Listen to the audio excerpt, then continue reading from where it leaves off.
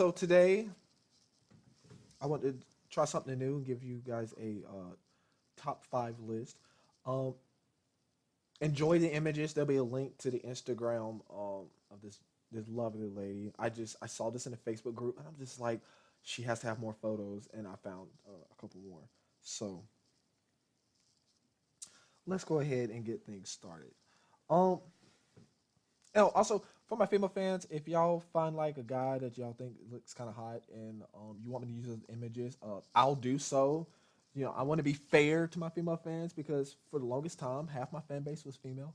It's kind of tilted more on the male side, probably because of the sports logos. But anyway, so reason number one on why most artists won't make it. A lot of people wait on somebody else to put them on, whereas like we're in the internet age now, and it's some of my dish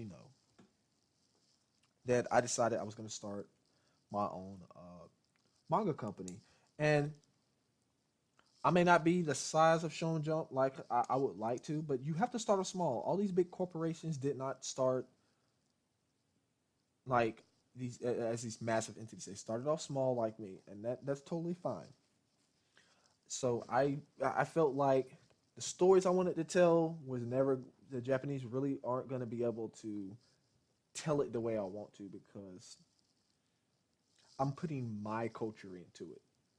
And that's something that manga does that you don't really see in other mediums when it comes to comics and everything.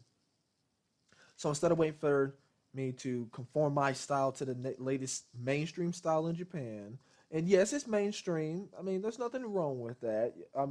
You got to have some sort of standard when you're putting out a lot of products. But I wanted to add something different. You really don't see a lot of darker characters there. That is what it is. That's a subject for another time.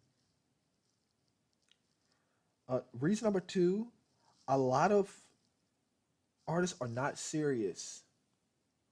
And let me elaborate with that. If you don't draw every day, and when I mean draw every day, I don't necessarily mean you have to draw like these big gigantic paintings. You can do like a small little doodle.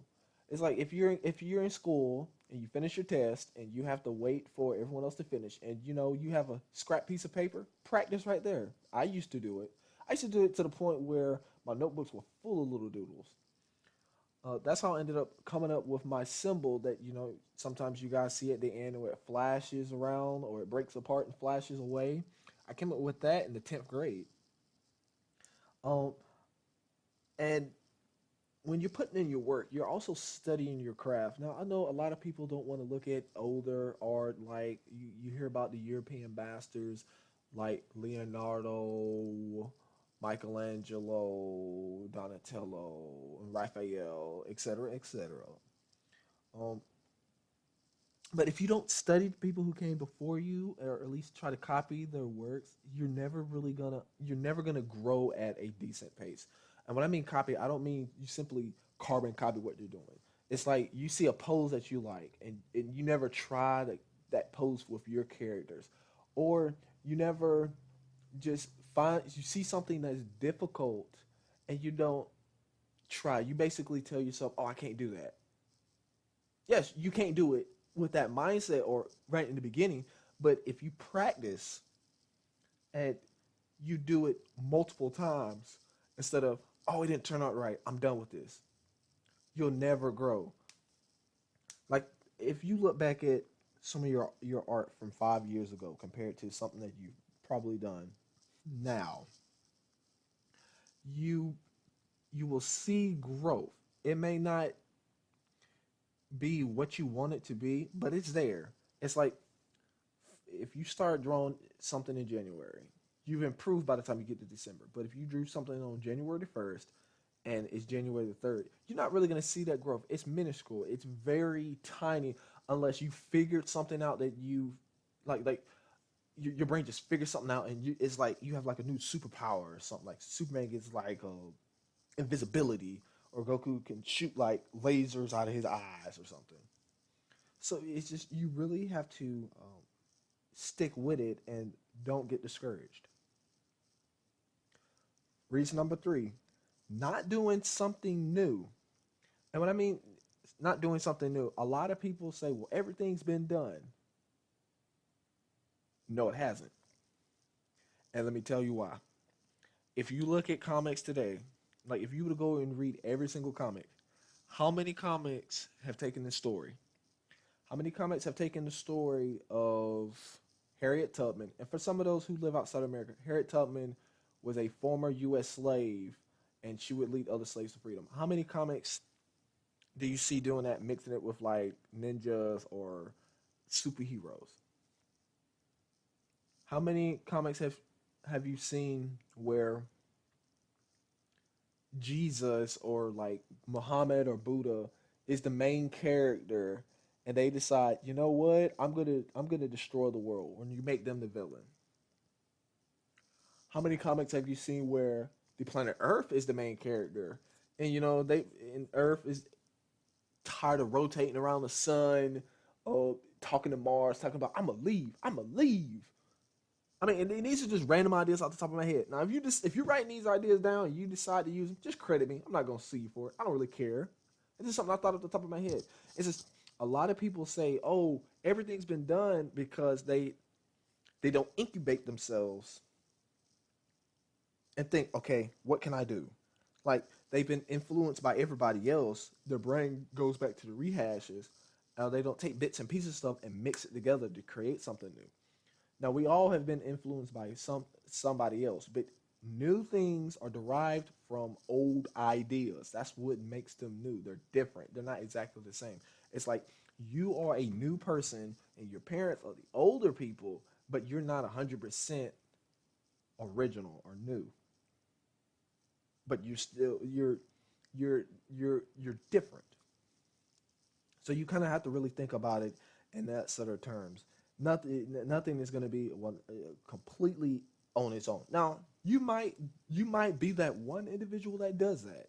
You may, but don't strive for that. That is an anomaly. That is the outlier of the equation.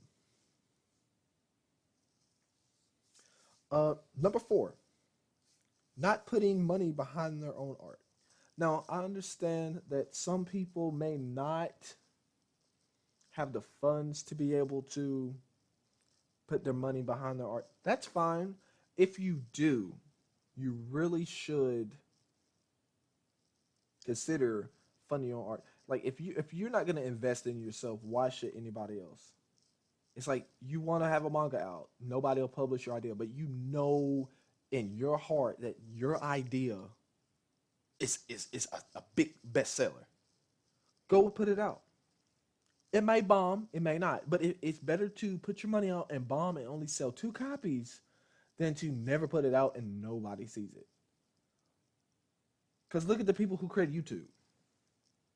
They went out and they tried it. Now, YouTube was not the first video site. There was another one called Break.com, and I don't even know if it's still around. I mean, you can go Google it right now, search it, whatever you want to do, and see if it's still around. But if those guys, if the creators of YouTube are like, well, it's not new, we're not gonna try. You probably even know who I am. I probably wouldn't have you guys and girls listen to me, learning from me, encouraging me to create these videos. So it's like when you buy your supplies, that's technically putting money behind your art so you can do your art. Pay for ads. Do what you need to do. That means if you got to save your money to buy a light table like I did, that's fine. That means if you got to travel to different shows, do that. Reason number five, lack of social media. Now, when I mean this, I mean like it's like you don't have a YouTube, you don't have like a Twitter, you don't have an Instagram, you don't have a Facebook, you don't have uh, a Pivot, a Patreon, you're not on Reddit, any of these social media sites, whatever country you're in, or you're not on DeviantArt. Now, you don't have to be necessarily on all those sites, but if I cannot see your artwork, You're never gonna have a fan base because we live in a time where we can have our own.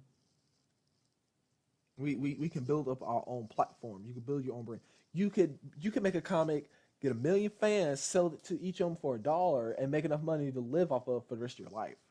You could do that, but people have to find you. You can get discovered like that. If you look at music, you look at acting, you look at like motocross. There's been people who had videos that went viral and they got discovered. I know you've seen the Justin Bieber memes. I know you've seen them. I've seen them. I've spread them around myself. I think some of them are hilarious. He put himself out there. He had social media. That's how he got famous. Same thing with an American rapper called Soldier Boy. He sit there and he tricked people. He used social media. He got rich and famous. You can potentially do the same thing. That means if you have but like personally, this is what I'm gonna do. I'm going to be doing fan art with my original characters.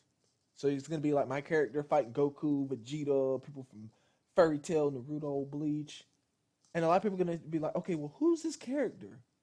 Do that. That's me using my social media platform to build up my fan base and then get them to be interested in my original work. Now, when you're building your social media platform, you have to figure out what your fan base is. It's like, do you want to be family friendly, or do you want to be more for adults? You want to be for teenagers, women, men, the elderly. Do you want to do something religious, non-religious? So there are a whole host of avenues that you guys and girls can do for yourselves. You just always have to encourage yourself. And the number one reason why I see a lack of social media is either people don't try, they think it's useless, or they compare themselves to people who have millions of subscribers. Now I could do that. I could compare myself to Superwoman or PewDiePie or Forever World or King of Lightning, and I will look and go, "Oh man, I wish I had 50,000 subscribers." But I don't do that. I look at where I used to be. I remember before I had 1,000 subscribers, I was like, "Oh man, I want to get to 1,000." Now I have a goal to where I want to get to 3,000, then 5,000, and then 10,000, and then so on. But I'm continually pushing. I'm connecting all my social media platforms. It's like if you look in the description now, you see links to my other social media platforms. So if you want to like talk to me, you really have a question for me, you could tell me on Facebook, Twitter, Instagram, YouTube. I'm gonna see the question, and if I see that you've answered, you've asked me a question multiple times, I'm gonna answer. I'm gonna be like, okay, well, this person really wants me to know. They really want me to see what they got to say. I'm gonna at least take the time to at least read it. And I'm the type of person that's like, okay, once I read something, I'm going to answer you. I don't, my fan base isn't so large where I can't get to everybody. I could literally probably get to everybody at this point in time. But if it gets to a point in time where I can't, I'm at least going to either have my assistant do it, where she can ask me, or she can do like she could write down a whole bunch of commonly asked questions, and I could do like a Q&A video for you guys. That's something that I would like to do.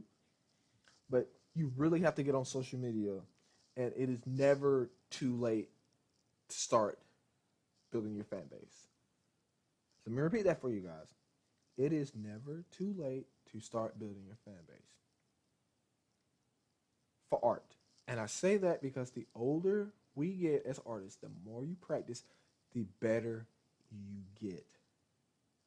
I've seen some artists that are scary good. Like I saw a video where this guy had drew a water drop, and the thumbnail, I thought it was actual water on my screen, and I tried to wipe it off my screen. And I was like, what is this? Oh, that's an image. Then I clicked the video. That's the power of social media. That's the ability that you as a single artist, whether you're poor, middle class, rich, super wealthy, you have the ability to do that. Now, if you don't have, if you're not able to like make YouTube videos, that's fine. Take a picture with a phone or someone else's phone. email it because that's free. Put it up on Facebook or DeviantArt. That's free.